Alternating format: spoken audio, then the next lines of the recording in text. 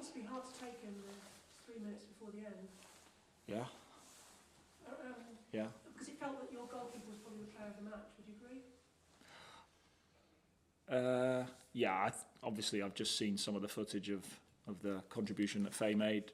Yeah, and of course, you know, and probably Faye knows today before the game's even kicked off that there's a fair chance she's going to be busy today. You look at the quality of Arsenal, you look at the quality of the substitutes they can make. She was fully aware that it was probably going to be a busy day for her. That's a hard thing as well, because just looking at the list of the subs on here, you're down to the kind of bare bones now, aren't you? Yeah, we are. Do you have any hope of any of the others coming back before Christmas, do you think? Potentially the Chelsea game in the quarterfinals of the Cup. As for this Thursday and Sunday, that might be tight. There's a couple of players that potentially could come back, but yeah, it's quite tight. So we effectively could be what we were today. So have you got other kids that can come on? You've got a very young one who didn't come onto the outfield. Kind of yes and no. I think it's really difficult. Maisie Truman is a very good player who's been training with us quite a bit with the first team. She's 16 years old. We see a bright future for her. I think that if you were to ask me, the most physical teams in the WSL is Arsenal and it's Aston Villa.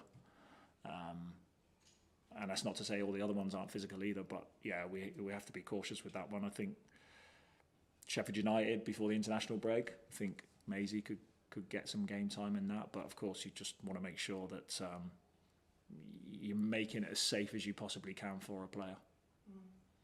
Okay. Good luck with the rest of the season. Thank you. How difficult was it for you today, obviously looking at with how good Arsenal are and also looking at the options they were able to bring off from the bench? Yeah, it's tough. It's tough, but I'm in a different place now. It would be nice to have some of those players because you know there's some talent in there for sure, and you know, if anything before the game they should probably be beating us by a bigger scoreline than what they had today, and I think that's credit to us. Hi Gareth, thanks for speaking to us. Could I just ask about Hannah Silcock and how she's doing and what kind of injury it was? I think it was cramp, if I'm honest. I think it was just cramp so bad that she couldn't continue. Normally you can maybe get through that, but yeah, it's difficult today. You've got Lucy Parry, who's limited in the minutes that she could feature. We didn't want to make changes in the back line. I think if you saw the Chelsea game before the international break, we don't make a sub because it's really difficult putting players on in that situation, and you know, at that point when we take Hannah and Lucy out of the game, we concede and we're having to reshuffle our whole back line, which is frustrating. But no, I think she'll be okay, Hannah. It's just tough for those guys because they've not played a lot, you know, through like selection, but also injuries. So yeah, they'll be better for today for sure. And can I ask about Leanne Kiernan as well? Is she 100% fit? Or? Yeah, Leanne is fit. It's you know, obviously Beata is doing well at the moment, but of course there will be opportunities for Leanne in moments, and like I say, it's difficult when we've been like really close now in games like today, Chelsea, Brighton before that, where sometimes making changes is really difficult for those players coming onto the pitch when we're trying to see a game out. We're ahead against Brighton, we concede really late. The lessons learned from that were probably, look, let's go with the players we have on the pitch who, even though Beata and Cappy and Mia Enderby are like tired, it's still, can we push them a little bit more, and they're in like the rhythm of the game, if you like. But yeah, Leanne is fit, and you know, she got some game time when she went away with Ireland, which is good, and you know, we have a couple of tough games coming up. Sure. And last one from me. Obviously we've mentioned that injuries and the squad's been kind of blighted by injuries, but how much business do you think is needed in January to kind of beef up the squad to ensure Lots. this kind of Lots. Yeah.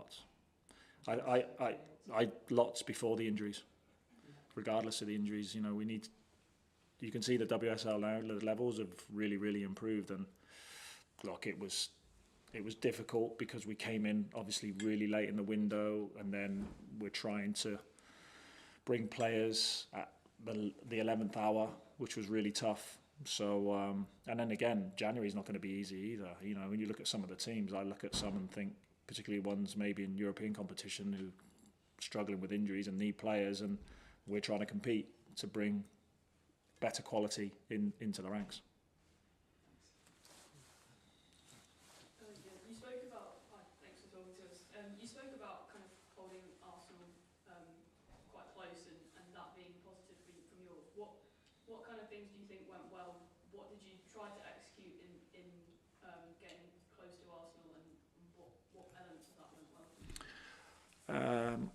I would imagine Arsenal probably would have expected us to press similarly to the way we did against Chelsea, where we identified a player and tried to then move from that moment. So sometimes that can take a team like Arsenal, or any team, like 10, 15 minutes to reassess and maybe rejig a few things in their build-up. But yeah, the things we worked on, and you have to give good credit to the girls, because we haven't had a lot of time after the international break. We had one training session fully with the whole team, where we gave a game plan, kind of with and without the ball. And again, for large parts today, particularly without the ball, you know, we did it really well. Susie?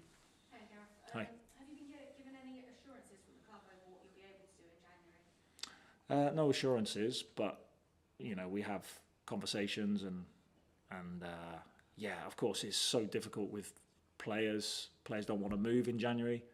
I think sometimes as well, they're more likely to move and get games when there's a major tournament in the summer, which is not.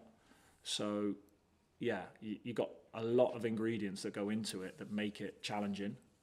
Competition, players not wanting to move, clubs not wanting to sell or loan. So yeah, it seems like one challenge after another. But yeah, of course, we're aligned in where we are coming up short and where we need to improve. Yeah, for sure. I want to ask you about what you've learned about yourself as a manager in this half of the season, because obviously you're so long at City, you know, very different level of resourcing for the team compared to this. Like, how have you found it kind of operating with you know, a squad that maybe you wouldn't have put together yourself in the first instance, having coming in so late as well? Yeah, really tough. Yeah, I'm not going to lie, it's been really, really tough. But also, I like a challenge.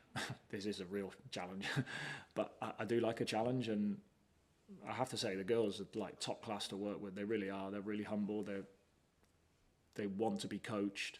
You can see that they want to get better and improve, and you know, we want this thing to work. I'm a coach that I've spoken previously that I don't compromise on. I never usually compromise on my game style or method or philosophy, but of course I need like players that can execute that as well. So at the moment I am making compromises. I've been honest and open about that, and I'd be daft not to. And that is also frustrating, because you don't want to, because you go, well, actually I know that this thing works. But look, I think you can see glimpses. I think you can see glimpses for sure. Even today, I felt that some of our build-up play was really good. Our brief was to bring a style and an identity, and even although there's compromises to it, I still think we've achieved that in the first half of the season. And then last one, I mean, obviously, I think most people can see that the team's position in the table doesn't feel very reflective of performances, particularly of the last few games, where they've been really strong. What's needed to start turning those performances into points, maybe beyond, obviously, you know, kind of needing depth?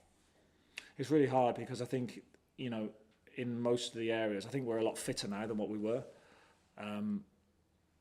But we were games when we were coming up short. We come up short in final bit of quality, come up short in being able to repeatedly press. So, but you know, we haven't taken a hiding from anyone. I think, you know, we played Chelsea, we played Arsenal, we played Man City, the strongest teams, United. It's margins have been tight. You know, moments of the game has been very one-sided. I get that, and I appreciate, but yeah. So I would say everywhere, everything needs to strengthen, on pitch, off pitch, all of those things, and then you can start to see some real positive signs. Thank you. All good? Thank you, guys. Oh, sorry. Sorry. I just wanted to ask quickly about Beata Olsen. Yeah. Goals in 5 starts. How impressed have you been with her? How many? Because I had to correct someone else earlier. In the WSL, that is 7 yeah. and 5 overall. Yeah. Someone said 4 and 6 earlier, and I said I think it's 6 and 4. Well, I saw on Yeah, WSL record. Yeah, amazing. I think she's been great, Beata. She's very humble. She's hardworking. There's some things in her game, of course, we're trying to help her with. She didn't go on the last international break, not this one, the one before. And I think it was like the making of her, because we had like actual time. Most coaches will tell you what do they want is time with the players. But it's hard when there's games. But in the international break, worked really hard with her, and she forced her way into the team and has not looked back from there, really. Bit gutted for her today. I felt we had a really good chance at 1-1 with Mia, and I thought the pass and detail was off. But you would have liked to have seen Beata, because she's had one chance today and she's taken it. And we're still waiting for Mia to get her WSL goals, but assists today. She's really improving, do you think? Yeah, I think there's a very talented, there's a potential talent in that player, definitely. You can see it, the way she moves, the way she gets away from players.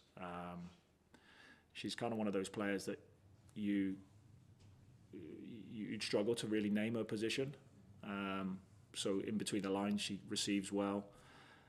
Final action, obviously, needs to really, really improve to be fulfilling that potential. But yeah, there's a player in there that we're working really hard with to try and bring that potential out.